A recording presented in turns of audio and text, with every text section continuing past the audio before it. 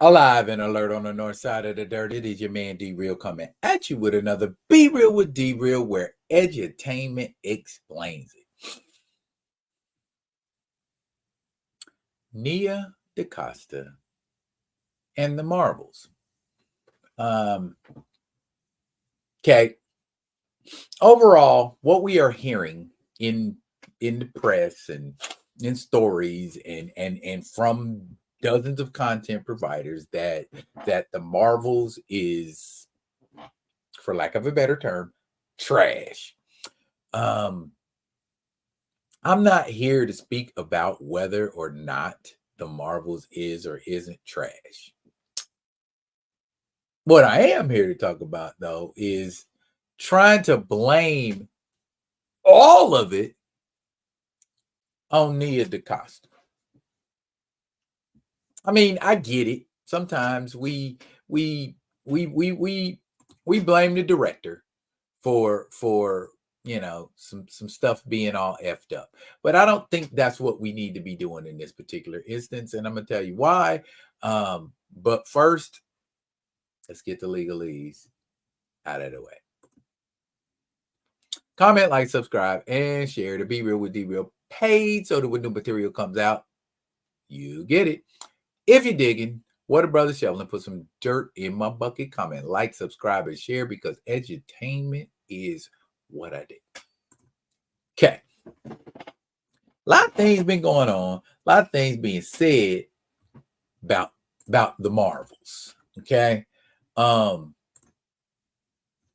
That, the movie made like what, 46 mil, which is like an all-time low for a Marvel movie. Never in the history of movies has a black female director clocked 100 million for a movie, or 160 million. Ava DuVernay did it with A Wrinkle in Time, and I think she did like 133, 136 million, something like that. And that record stood until now. Now, the Marvels is at about 160 million right now. Still incredibly low for the $250,000 they spent making it, but breaking records for Nia DaCosta. But we don't care anything about Nia's personal achievements, do we? All we care about is if the movie was good or not. And now that movie could have been bad for a lot of reasons. Yeah, it could have been bad because of Nia DaCosta. But I didn't think it was. There were lots of delays, writer's strike. The receipt of this project was like, man, I don't give a rat's patootie about the Marvels. And when we talk about strong women does not necessarily mean a woman acting like she thinks a strong man would in a role. Again, Iman Vellani and Tiana Paris, breaths of fresh air for this movie. As far as everything else, apparently there wasn't enough of it in there. But I don't think the blame for this movie failing falls squarely on the shoulders of Nia DaCosta. It should also fall on the shoulders of Kevin Feige.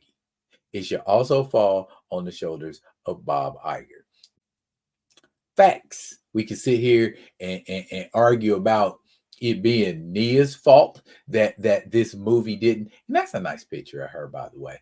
I love a woman who can wear like a dress, a long down to the ankles dress, and still look confident and sexy. And there was a lot of rumors and talk being spit about Nia, and saying that she ducked the premiere and did all this kind of stuff. If I'm not mistaken, didn't she just have a birthday and the premiere was on her birthday? Where do you expect me to be on my birthday? And how you gonna tell me where I can and can't be on my birthday? That she dipped out right after production. You know what I'm saying? And wasn't there to see the project through. That is not true. At least from what I can see, it's not true. I wasn't there, but from what's being told and what's being said, That doesn't sound very accurate. Uh, what do I see? Marvel and Disney trying to throw a black woman under the bus for their screw up? Maybe. Um, the powers that be at Disney and Marvel not wanting to take accountability for their project not performing the way that it was supposed to? Possibly.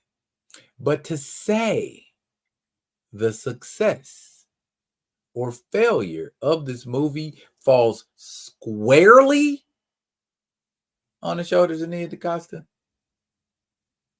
I don't think that's true. And I think we need to look at all the factors. Like I said, with reshoots, delays, the writer's strike, a lot of that can combine to make a project feel arduous. At least that's what it seems like. Like I said, again, wasn't there, so I can't really speak directly. I'm just telling you what I feel. I'm just telling you based on what I've seen, what I've read, what my conclusion is. If you feel like D, you full of it. That's all Nia's fault. I ain't gonna fault nobody for feeling that way. I'm just saying, give me some evidence. You know what I mean? When a Martin Scorsese film doesn't do good, we don't blame Robert De Niro.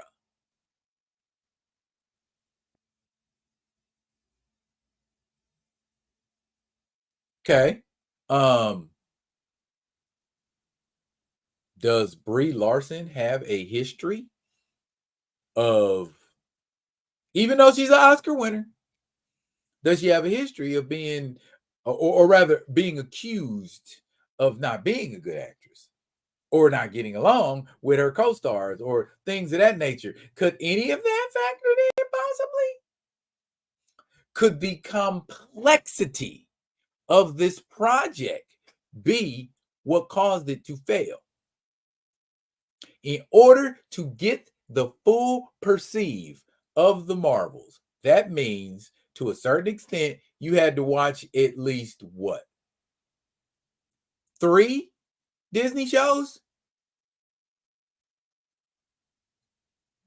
Ms. Marvel,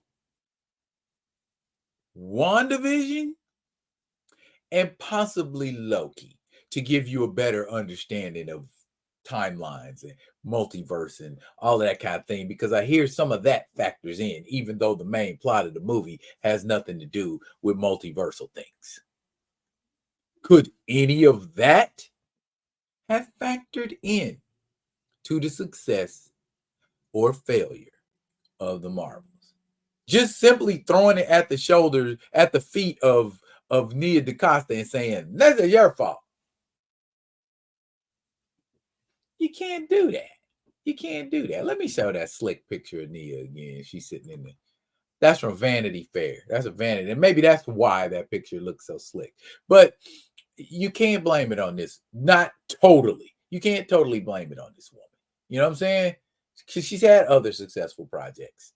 Like I said, A Wrinkle in Time. A lot of people, Candyman was met with, mixed responses. But overall, horror movie's a horror movie. How do you expect a horror movie to do? People either go see it or they don't. Horror movies aren't blockbusters. And that's what people need to bear in mind. Candyman was not a multi-billion-dollar movie or a multi-million-dollar. I mean, it's multi-millions, but I mean, it ain't. I don't think Candyman cost hundreds of millions of dollars to make. You know what? Don't get me to lying. I will tell you exactly how much it costs to make the Candyman film. The 2021 Candyman movie that Nia DaCosta did, here I am on my phone in IMDb, got a 5.9 out of 10. had a $22 million budget, and the worldwide gross was 77 million. 22 million to make, 77 million is what it yielded. I don't know. Depends on how much advertisement went into the budget. I think they might have broke even at the least. So why are we saying she's a terrible filmmaker? Why are we saying she didn't care nothing about the project? Why are we saying she bailed on the project? Do we know? Talk what you know, not what you think. And even in all of that, we, as these people right here, we need to think the best of her. We need to encourage and support her. Period. Point blank. I don't care what's going on. Don't go on your pages ripping into this woman.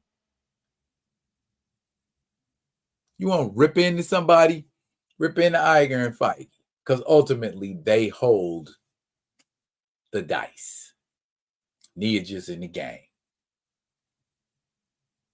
That's the way I see it.